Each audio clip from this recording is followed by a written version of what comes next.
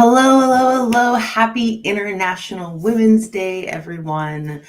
Today, this holiday is a little bittersweet for me because I would love to live in a world where we didn't need a special day to commemorate women in the world, in the workplace, in the home, but we are not at a place of gender parity, meaning that women and men do not have equal access to resources, opportunities, outcomes. And so we need to go out of our way to elevate women on whether it's the whole month. So it is Women's History Month, the month of March. If you are tuning in the US. We celebrate the women's history this month. A little sad and cute side story. So my son, he had a project for school. He had to do a little mini book report, which mostly consisted of drawing the book cover because he's in third grade. And he had to pick a book out of his personal library that was written by a woman. And he had a really difficult time finding a woman authored book in his library. And so next time we go book shopping or go to the library, we're going out of our way to make sure that we have some woman authored books in his library. So that's what he's doing in his education. What are you doing to educate yourselves this month, or especially today on International Women's Day, to make sure that you are consuming content, learning about history, and learning the facts and the data, which is what this live stream is all about when it comes to advancing women and getting to a place of gender equity, gender equality in our world. So I wanted to pull up some stats that I dug up for today. So let's put those in on the screen there. And so here, these are just 4 stats. There's so many more. I'm going to put where I got these stats from in the comments once the live stream is done.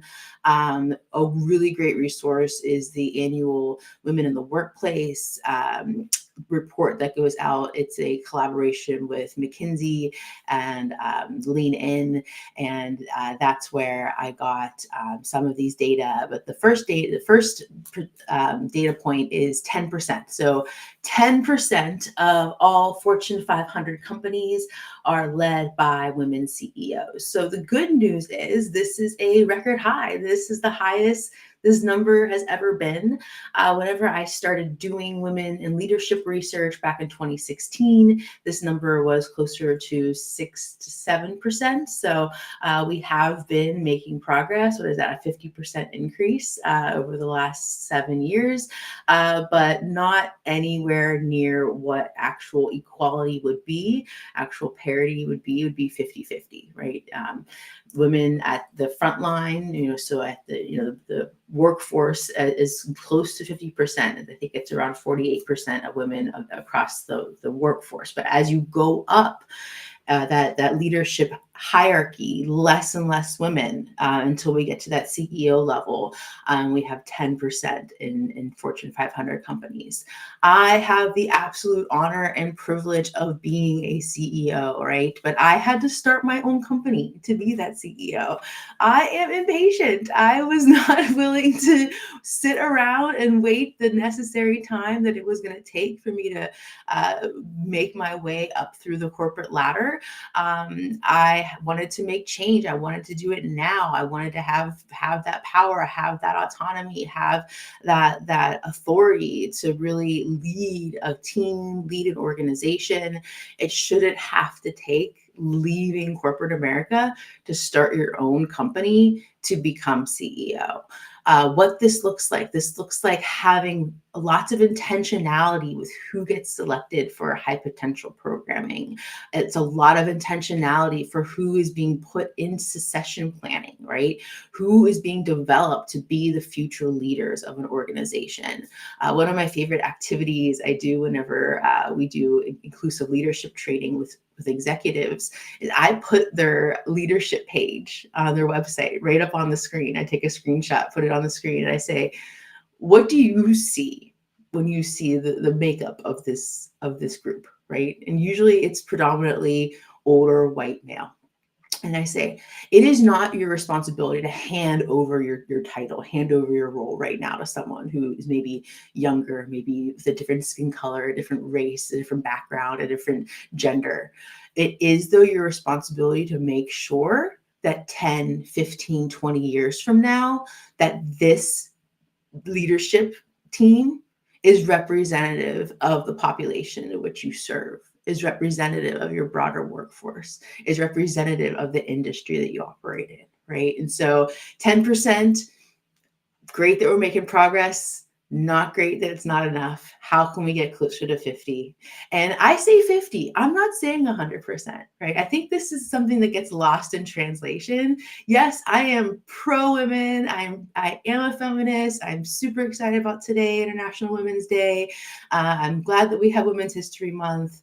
But I always say, whenever we start getting 60% women, 70% women in CEO roles, I'll be the first on the sideline saying, in the front line saying, hey, we need more men in leadership roles, right? I'm at a place when it comes to gender equity, gender equality, I want representation. When I talk about diversity, I talk about representation. How can we make sure that the leadership, that the workforce looks like what the general population looks like? I'm not saying we flip the scale the other way. I'm saying we get to a place of 50-50. So 10%, it's okay. How do we get to 20? How do we get to 30? How do we get to 50? That's where I want to get. Okay, so that's the first stat. The second stat I got from the Women in the Workplace report from McKinsey. And the initial stat I was going to pull was that 25% of a C-suite, and they had a pretty representative sample. I think it was a global sample as well, but across all C-suites, about 25% or 1 in 4 C-suite people are women. Okay, 1 in 4, still not 1 in 2. That's where we want to get, 1 in 2, but 1 in 4. Okay, 25%. Way better than it was however many years ago, right? We're seeing a ton of progress. But I want to look at intersectionality, meaning I don't care about just women, right? I want to look at women, the intersection of women and race.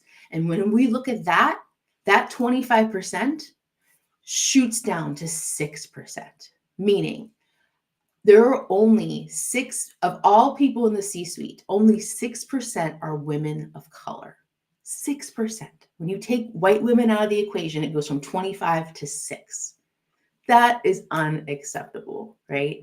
And I recognize my whiteness and the white privilege that I hold, the spaces I have access to, the conversations I'm able to have, the privileges that I'm able to take advantage of as a white woman, to the point where, when Mattingly grows, which we inevitably will someday, I want to make sure that we continue to have a diverse executive team. I acknowledge whenever, oh my gosh, I'm getting too many people on the team that look like me. How do I make sure that we have diverse voices, diverse perspectives, that we have people from different marginalized groups that can bring a unique lived experience to that team? Something else that Women in the Workplace report finds year over year over year, that the more diverse teams, executive teams and boards, the greater the financial performance. And we also know that diverse executive teams are more likely to retain diverse populations and also have greater productivity and engagement of those workforces, right? So many amazing outcomes we get from having diverse executive teams, and yet we have stats like these, right? And so I'm also curious, that 6%, how many of those are made up of chief diversity officers? I know this role is getting viciously slashed right now, which is heartbreaking. Also, there's a lot of tokenism that goes into that role, meaning, okay, we hired a person of color into a chief diversity officer role. Check. We did our diversity work. Pat ourselves on the back. No. It doesn't matter who's in that chief diversity officer role. What matters is that person is resourced to be able to get more diversity, equity, inclusion, belonging across the entire organization, across all leadership levels. So we don't have just one person on the team we can pat ourselves up on the back about, but we have a diverse executive team. and every level below that. Right, so 6%, unacceptable, unacceptable. We need to do better. All right, 65 cents. So this is another intersectional stat I wanted to share. So the stat that's not intersectional, if we include white women in the data, so women, all women, including white women, earn 84 cents on the dollar of that men earn. 84 cents on the dollar, right? So we are not at equal pay. And there is an equal pay day. I'm not sure exactly where it comes up, but sometime in the year. So you'll be hearing more from us about equal pay day. 84 cents. But when we take white women out of that equation, actually look specifically at Black women earn 65 cents on the dollar doing the same work in the same role as men. Unacceptable, right? And I've learned a lot about pay equity over the last few years. And true pay, when people do these pay equity studies, and we have a partner that does these, we don't do these here at Mattingly, but they account for years of experience, they account for job role, they account for level. And then when all that is accounted for, then we're still left over with this number. And a big reason is people are hiring people and giving them a salary based on what their previous salary was. So there's an undervalued, a property of being undervalued from the very first job that then is getting carried over from job to job to job to job. Something that's helping combat this, which has been really exciting over the last few years, are the states that are making it mandatory to post what the pay range is of a job in their job posting. And that way, that person applying for the job knows what they need to be asking for when it comes to compensation. So they can break through to that next pay grade that they might have not been able to break through. And traditionally it would have been, well, what do you want, or what do you currently make, right? And then they can give you just a little bit more on top of that. And then you're stuck at this lower pay, right? So 65 cents. We need to get closer to $1. We need to all be getting paid $1 for $1 for $1, right? All right, so the final stat I wanted to share, 2.3%. So about 25% of all startups are founded by women. So 1 out of 4 startups are founded by women. I was pleasantly surprised. I thought that number was going to be a lot lower when I found that. But of those 25% startups, only of all startups that are funded by founders, only 2.3% of that money goes to women-founded startups. I take a lot of pride in the fact that Mattingly is a bootstrapped company. I love the fact that we don't have debt we need to pay back. We're able to take projects we want to take, turn down projects we don't, right? We don't have a loan we need to pay back every month. And most importantly, we don't have a bunch of investors breathing down our neck to tell us how to run our company. That being said, I also wonder sometimes how much more impact that we could have had as a company with some of the resources that other startups get. Other, dare I say, kind of dumb startups. I've heard of some pretty dumb startups out there that have gotten millions and millions of dollars to execute their vision, their dream. And they're not doing work that involves trying to make life better for humans in the workplace, So think about all the untapped potential, because we have so many women leading companies, building companies from scratch without the resources that could otherwise help them get their business up and running that much sooner, because they're not getting that funding at, anywhere near the same rate that their male counterparts are. So those are the stats for International Women's Day. I want to see if I have any comments that came in so I can answer those. Oh my goodness. Yes, we have one from a LinkedIn user. I don't know your name, so sorry. I was like call you out, but most companies right now are losing DEI initiatives and or just checking off a box to say that they are a DEI friendly work environment. And it's really heartbreaking. Now, not all companies, right? There are still companies who are doing the work, still hiring people in DEI roles. And those are the companies that are going to win. I always say millennials want DEI, Gen Z is demanding it. And right now, in the political climate and also the economic climate, it's not a priority for a lot of organizations. That's going to hurt them in the long run. People aren't going to stay at the organization. They're going to lose out on attracting top talent. It's heartbreaking for me, but I'm also seeing though is that the work is still getting done, but under a different name.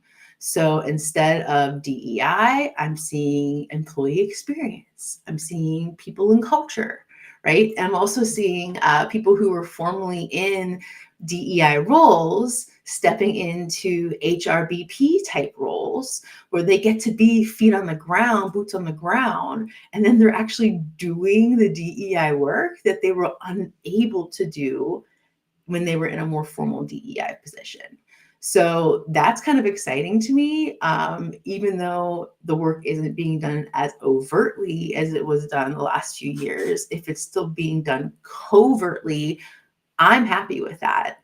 I'm curious to see, where Mattingly goes, quite honestly. We have Inclusalytics, our 2-year anniversary coming up, which is really exciting. But is Inclusalytics still going to be a priority for organizations? Meaning, is measuring workplace inclusion, is adding, in important DEI metrics, using data to drive DEI efforts? Is that still going to be a focus? My hope and prediction is yes. People analytics as a field isn't going anywhere, and they need important variables to measure. And we know that inclusive organizations are more engaged and more productive organizations. And so we'll be here to help them properly measure that inclusion, which once again, if it's going on behind the scenes, I'm okay with that. I'd rather have covert DEI going on than no DEI going on at all. But I really appreciate y'all for tuning in and letting me geek out on some stats for International Women's Day. Thank you for all the women out there watching. I'm celebrating alongside y'all. I hope you do something to treat yourself today. For all the non-ladies out there, make sure that you celebrate the women in your life today.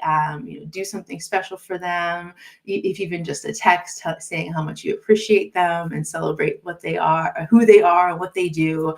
And don't forget to, think about when it comes to the data, when it comes to really making the case for where we need to go for more gender equity in this world, start with the data.